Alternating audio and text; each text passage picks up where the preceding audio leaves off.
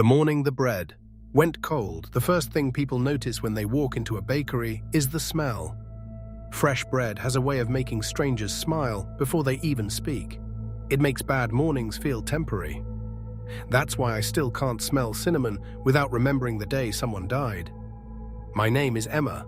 I was 23 years old, working the opening shift at Willow Street Bakery.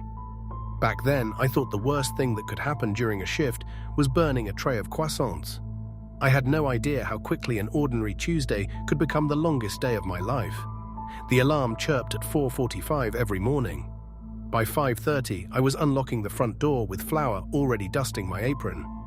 The bakery was small, just a glass display case, a coffee machine that hissed louder than it worked, and rows of fresh pastries cooling behind the counter. My boss, Linda, had owned the place for almost 20 years. She knew every regular by name. Construction workers came in before sunrise. Teachers stopped by around 7. Office employees filled the place until 9. It was predictable, comfortable, safe. That Tuesday started exactly the same. Linda was in the kitchen icing cakes. I handled the register. A delivery driver named Marcus dropped off milk and eggs. Around 6:30, our first customers began arriving. Everything felt normal, until a man walked through the front door wearing a grey hoodie despite the warm weather. He didn't look at the pastries. He didn't read the menu. He just stood there, watching. When I smiled and asked what I could get for him, he didn't answer. Instead, he glanced toward the kitchen. Then he walked out. I remember thinking he must have forgotten his wallet. 10 minutes later, he came back. This time, he wasn't alone. Another man followed him inside. He wore sunglasses. The taller man locked the front door behind them. That's when I saw the gun. It looked almost unreal, like something from a movie that didn't belong inside a bakery filled with blueberry muffins. "Nobody moves," the taller man said.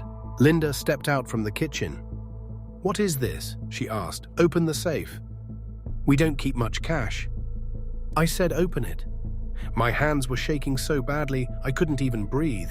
The register held maybe $400. The safe had weekend deposits waiting for pickup. Linda slowly walked toward the office.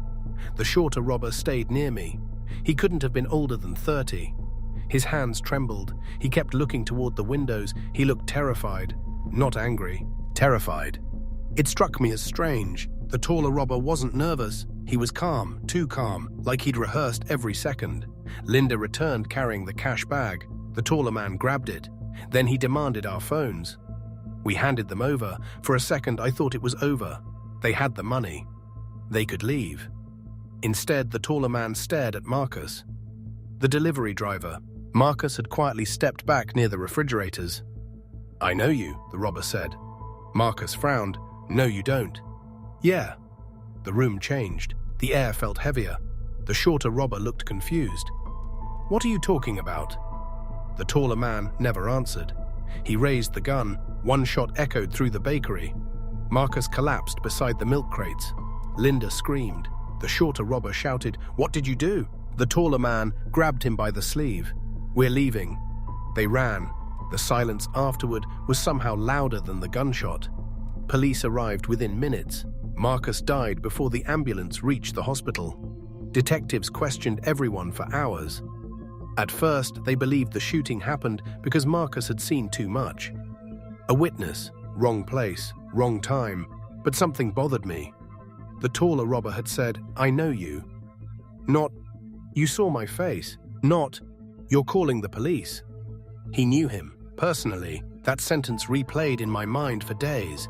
Detectives eventually identified the getaway vehicle from security cameras several blocks away. It had been stolen. No fingerprints, no usable DNA. The case slowed almost immediately. Customers returned. The broken glass was replaced.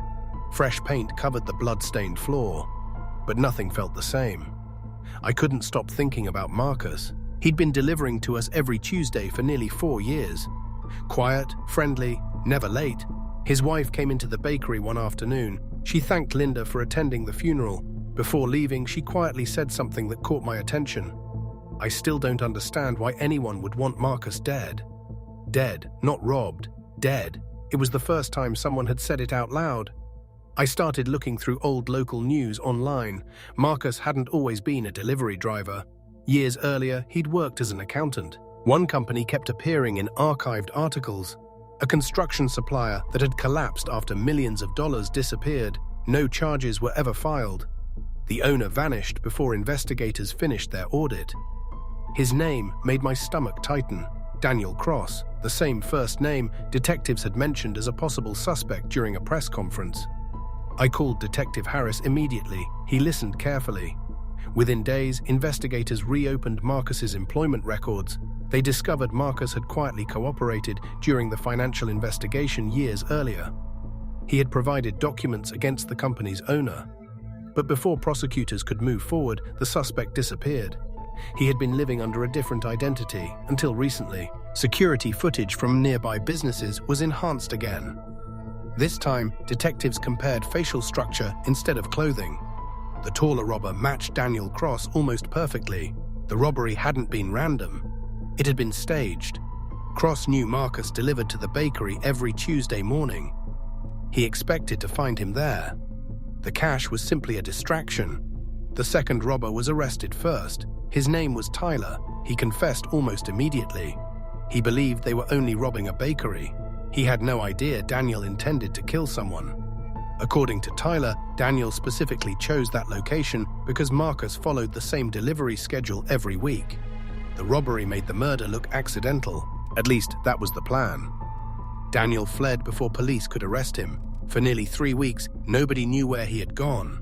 Then a highway patrol officer noticed an abandoned pickup truck outside an old hunting cabin several counties away. Inside, investigators found Daniel Cross. He had taken his own life before officers arrived. Alongside him was a notebook. Most of it made little sense, but one page stood out. It contained only one sentence. Loose ends always become witnesses. Marcus had never threatened him.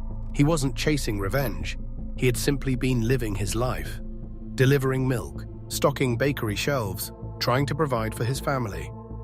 Daniel couldn't accept the possibility that someone from his past still existed, so he built an entire robbery around a murder.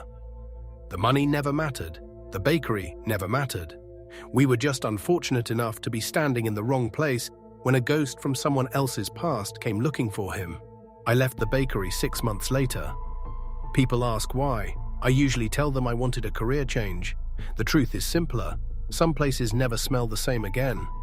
Fresh bread used to remind me that every morning was a new beginning. Now it reminds me how ordinary life can be right before everything changes forever.